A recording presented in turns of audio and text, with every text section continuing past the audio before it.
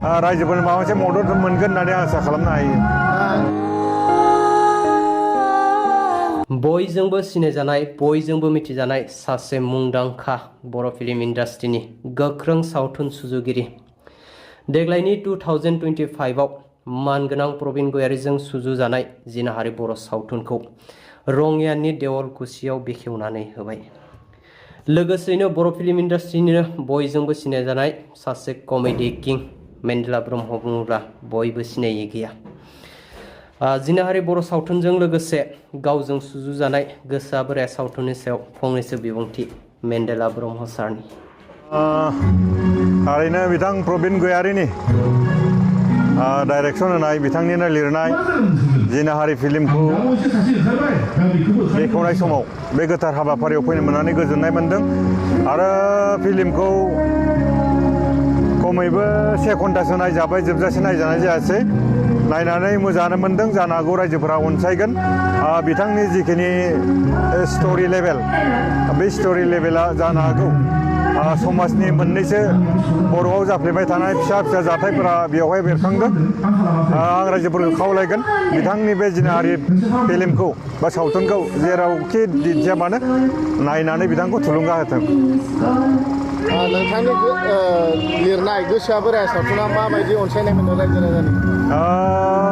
दिनैसिम बेखेवनायनिफ्राय जिखिनि दिन्थिनाय जाहैबाय बेवहाय रायजोफोरनि अननायखौ जोबोद मोजां मोनदों आरो रायजोफोरा बाख्नायदों। रायजोफोरनि बाख्नायनाय, रायजोफोरनि अनसायनायखौ मोजां मोननानै आं थारैनो जोबोद गोजोननाय मोनदों। आसा खालामो फैबाय थानाय समाव गोसोआ बोराया बे सावथुनखौ गासै रायजोफ्रानो अनसायगोन। लोगोसेनो बिनि खहाबनाय, बेयाव थानाय सिङाव थानाय गेना गोनो गोथो आरो समाजनि जिखिनि गेना गोथो बेफोरखौ नायोब्ला जानो हागौ मोनफा मोननै बिथिङाव समाजनि जिखिनि फोसाबनो लानाय बेफोरो रायजोफोरनि माबा मोनसे मदद मोनगोन होननानै आसा खालामनो हायो। ससेसो डायलग होनो हागोन नामा नोंथां? गोसोआ बोरायाव आं ओरैनो गोबां रल लानाय जायाखै, मोननैसोल' सिन दङ। आङो डायलगखौ होआलासिनो बेयाव थानाय सिंनि जिखिनि डायलग बेखौ नायनानै रायजोफ्रा गोजोननाय लादो, आं बेखौसो बुंगोन। बिदिब्ला फैदो लोगोफोर नेक्स्ट आपडेटआव। नेपालनि थासारिया दासान्दि दुंहाव थासारि जानानै दं। दासान्दि जेबो हिंसायारि जाथाय जानायनि खौरां मोननाय जायाखै। नाथाय थांनाय माखासे समफोराव मा जादों बेखौ लानानै सुबुंफोरनि गोसोआव गिनाय सोमजिदों। रौनिया हान्जाया सांग्रां जानानै दं। कार्फिउआ उननि फोसावजासिम गोहोम गोग्लैगोन। बेनि सिगां जाख्ल'नायनि अजद दैखांनायनि हेंथायै सोमावसारनायनि गेजेरावनो नेपालनि गाहाय मन्त्रि केपि शर्मा ओलीआ 9 सेप्तेम्बर खालि बिबान एंगारदोंमोन। नेपालाव सरकारनि जाख्ल'नायनि हेंथायै सोमावसारनाय आरो ससियेल मिडियाखौ होबथानायनि गेजेरावनो आर्मिया बुफाय बुसि आरो अर खामनायखौ होबथानो थाखाय लामायाव ओंखारगासिनो दं। सोमावसारनायखौ होबथानो थाखाय हादोरनाङैनो बिथोन होनायजों लोगोसे कार्फिउ होनाय जादों। बे समावनो सोमावसारगिरिफोरा मोनसे इन्टारियम सोरखार दानायनि साखाफारा जानो हमदों। नेपालाव मोनसे इन्टारियम सोरखार दानायनि हाबाफारिया गोख्रोंथिजों बांबाय। सोमावसारगिरिफोरा गोदान सोरखारनि दैदेनगिरिनि थाखाय बारग' गाहाय बिजिरगिरि ससिला कार्कीनि मुंखौ थांखि लादों। काठमान्डुनि मेयर बालेन साहआबो बेखौ हेफाजाब होदों।